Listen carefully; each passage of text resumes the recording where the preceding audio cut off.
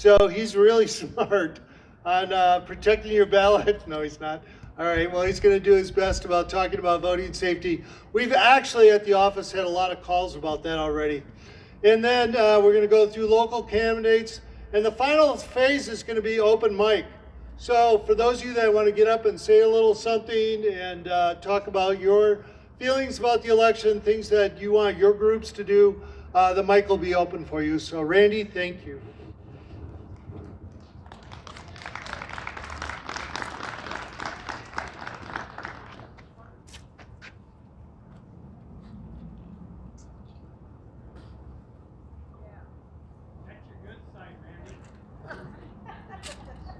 Okay, the most important thing about voting in Mesa County is to sign your envelope.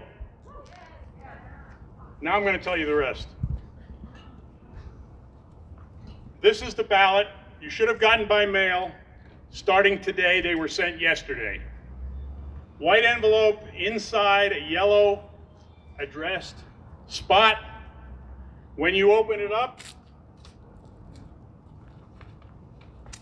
you get a yellow envelope. You get the ballot. Two-sided. Looks like this.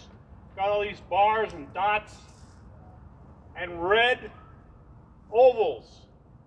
When you make a choice on this piece of paper on both sides, make sure that you completely fill the oval with blue or black ink. When you're done,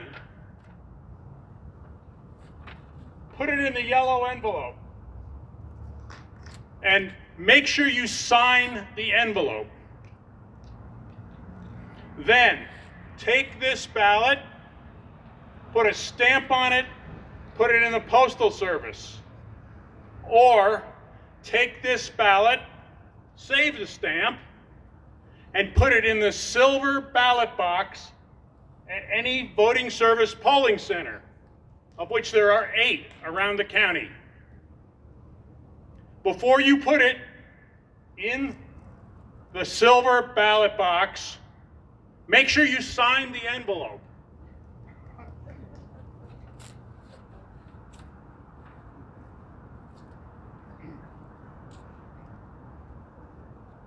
If you have moved, if you have not yet registered to vote, if you have moved into Mesa County as opposed to moving around within Mesa County, you may need to correct your address or register to vote. In order to register to vote, you must live in Mesa County for 22 days before the election. In addition, you got to show up with an acceptable ID. What's an acceptable ID? A driver's license, Colorado driver's license. If you don't drive, the Department of Revenue through the Department of Motor Vehicles issues state star acceptable IDs. They look like your driver's license. They have a little star in the corner, but they don't entitle you to drive. However, they are acceptable photo IDs. A United States passport, an acceptable ID. An employee photo ID from any government agency, from the federal level down to the most local level. An FAA pilot's license, a US military ID, a certified copy of your birth certificate, not just a photocopy that's been in a folder somewhere under your bed for the last 18 years, 20 years, maybe a few more years for some of you out there, but a certified copy.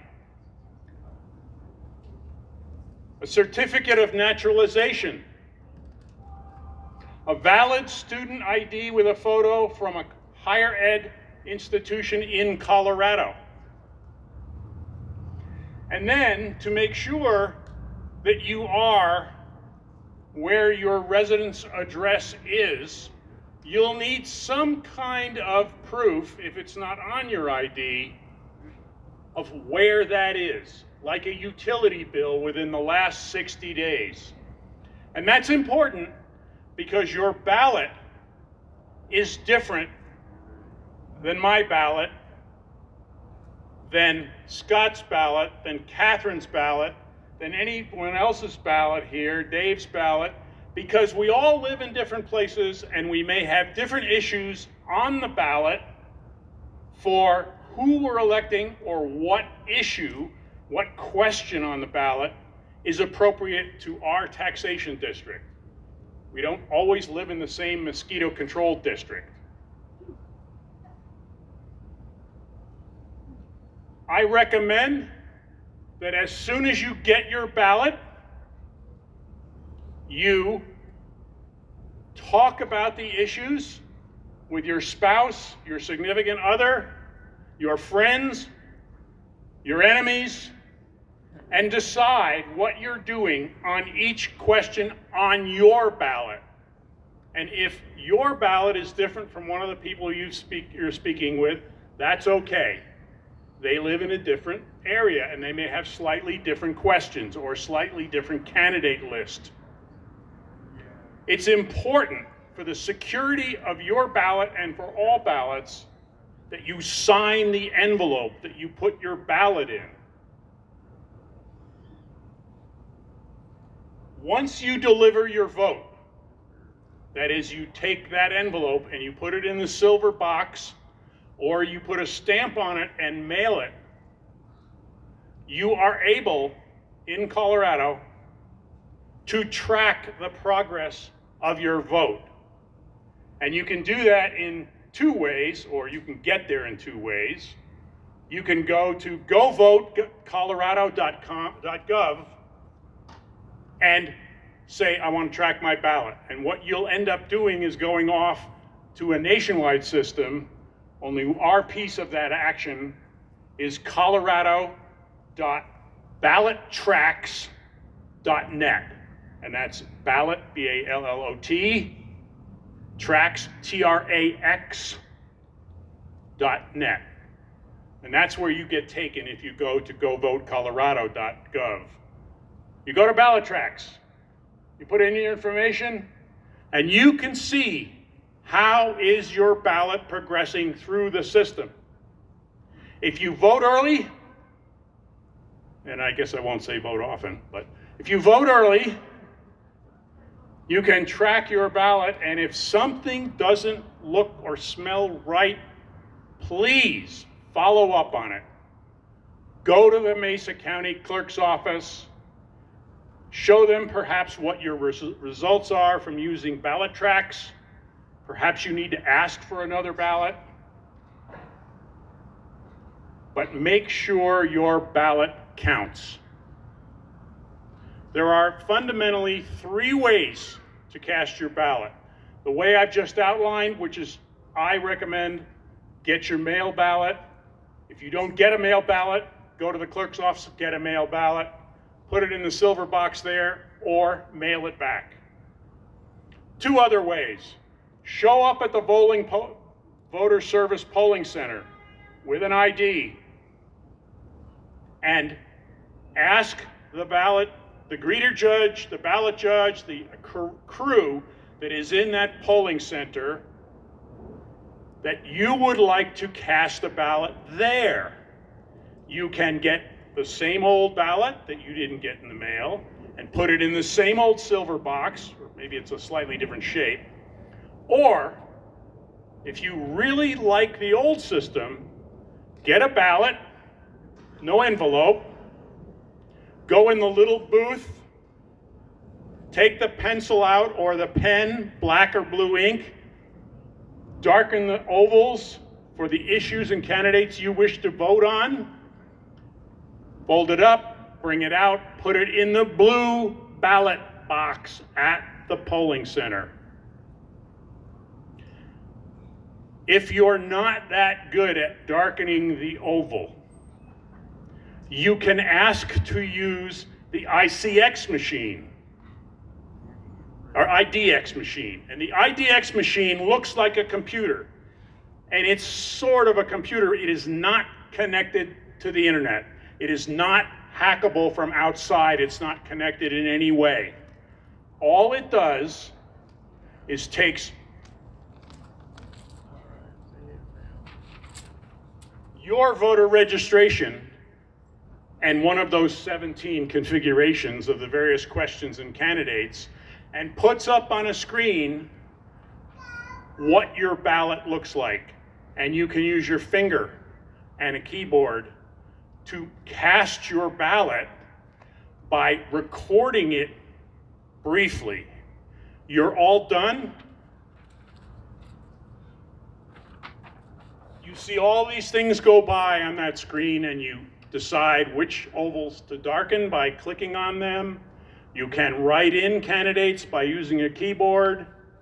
You can choose, and I don't advise it, to not vote for a particular issue or particular candidate office. When you're done, you push a button, a printer prints what you did on the screen, and you carry that to the blue ballot box and put it in the box. So 2 ways when you get there: with a pen in the little booth, put it in the blue box. Use the IDX machine, put it in the blue box. Or bring your mail ballot, put it in the silver box.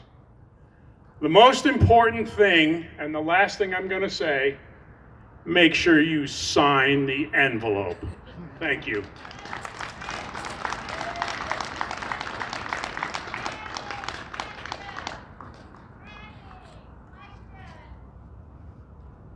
Just real quick.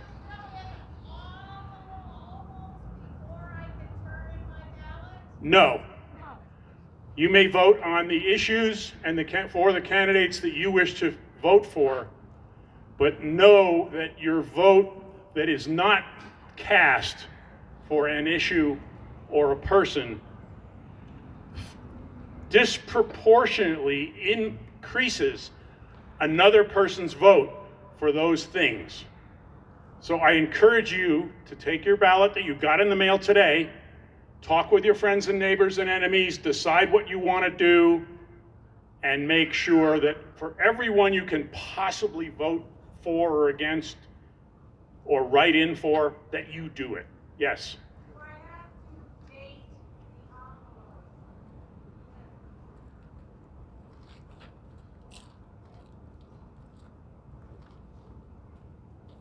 Yes, there is a spot for the date. On the back of the envelope, you sign and you date it.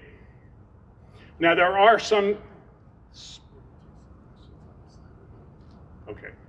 there are some other potential issues for people with handicaps or to accommodate other people, and we can take some of those questions. I don't know all the answers, but clearly the county clerk's office and the voting system is supposed to take votes from everyone, even if they have trouble writing their name or they can't, they're blind or they have other impairments. So one more question. Yeah, I have a question on write-in candidates. They have to be an official write-in candidate. As far as I know, I wrote in Abercrombie or something, so it was a Republican running. And the state about it, it's like you can't do that. Right.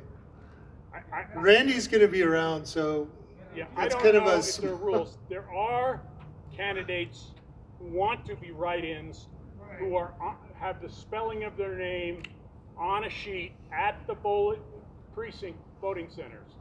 I don't know if I can advise you to vote for a particular candidate. I would suggest that Donald Duck is not a candidate that you should write in, and perhaps another Donald is not a candidate you should darken the. All right.